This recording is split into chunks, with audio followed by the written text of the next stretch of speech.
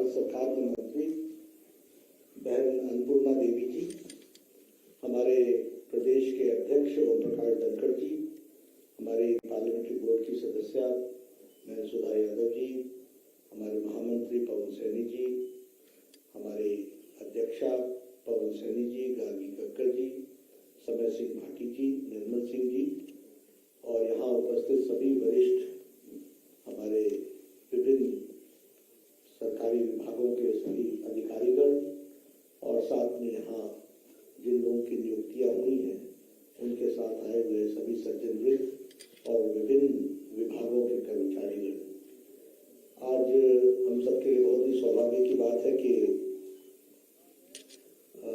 धनतेरस का दिन है और हम दीपावली भी मनाने वाले हैं। अपनी ओर से और अपने सभी साथियों की तरफ से आप सबको धनतेरस की भी और दीपावली की बहुत बहुत शुभकामनाएं।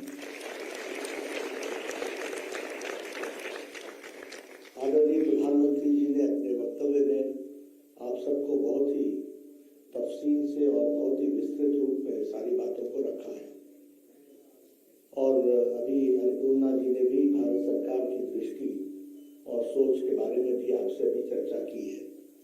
सबसे पहले तो मेरी ओर से जिन लोगों को नियुक्तियां मिली हैं उनको बहुत बहुत बधाई, बहुत बहुत शुभकामनाएं। मित्रों, ये जो प्रधानमंत्री जी ने कहा है उसको सिर्फ आपको स्मरण दिलाने के लिए कुछ बातों पर मैं ध्यान दिलाना चाहता हूँ।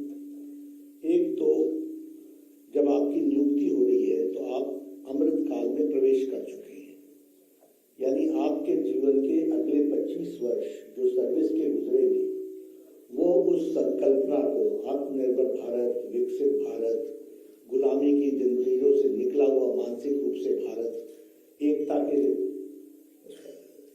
पिरोया हुआ भारत, सबका साथ सबका विकास, सबको साथ लेकर के चलने का भारत और साथ ही साथ कर्तव्य बोध से भरा हुआ भारत, ऐसी कल्पना लेकर के हम सब लोग चल रहे हैं। तो मेरा आप सबसे सबसे पहले तो विनम्र निवेदन ये है कि आपको नियुक्तियां मिली हैं, आप वो भाग्यशाली लोग हैं जिनको आगे इस विकसित भारत में एक प्रमुख भूमिका अदा करने की जिम्मेवारी भी है और ये आपको एक मौका भी मिला है, इसको हमको ध्यान में रखना चाहिए। मित्रों, जब हम कहते हैं कि देश एक नई संकल्प के साथ आगे बढ़ रहा है तो हमारा विचार है कि 2047 तक प्रधानमंत्री जी का जो विजन है 2047 तक 2047 जब हम आज़ादी के 100 साल मनाएंगे तो भारत एक विकसित भारत होना चाहिए और विकसित भारत की कल्पना के लिए हमको सर्वांगीण विकास करना है। आज उन्होंने बहुत से पहलुओं को आपके सामने उन्होंने छुआ है, उन्होंने उसके बारे में चर्चा की है। हम एक ही बात कह सकते हैं कि अगर आर्थिक दृष्टि से देखा जाए तो भारत ने इन विपरीत परिस्थिति में भी अपने आप को संभाल करके आगे बढ़ने में और महत्वपूर्ण निर्णयों के माध्यम से देश को इस मंदी में भी संभाल करके आगे बढ़ने में अपना पूर्ण योगदान किया है और उसको हमको आगे बढ़ाना है। ये छोटी बात नहीं है कि हम आज 10वें नंबर से बढ़कर के 5th लार्जेस्ट इकोनॉमी भारत बन गया और ब्रिटेन से भी आगे हम निकल चुके हैं। उसी तरीके से एक्सपोर्ट्स में अगर हम देखें तो हमने एक साल के अंदर 31% का इंक्रीज किया है। आपने कभी सुना था कि हम डिफेंस में हम एक्सपोर्ट करेंगे? हम तो इंपोर्ट करने वाले लोग थे और आपको तो मालूम है बोफर्स का भी स्कैंडल हुआ, जहाज का भी स्कैंडल हुआ, हवाई जहाज का भी स्कैंडल हुआ, हेलीकॉप्टर का भी स्कैंडल हुआ। हर चीज तो हम बाहर से मंगवाते थे और स्कैंडल करते थे। आज भारत बना लेने वाला नहीं, अब देने वाला हो गया है, एक्सपो में चला गया है।